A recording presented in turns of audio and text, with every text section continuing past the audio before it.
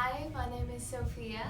I've seen a lot of changes. I came in with MS, multiple sclerosis, and I feel like I'm being healed. I'm walking much better. I'm riding much better. I couldn't use my right hand for a long time. I've always been right-handed, but now I am left-handed, through this because I couldn't use my right hand. Well, I'm using it now.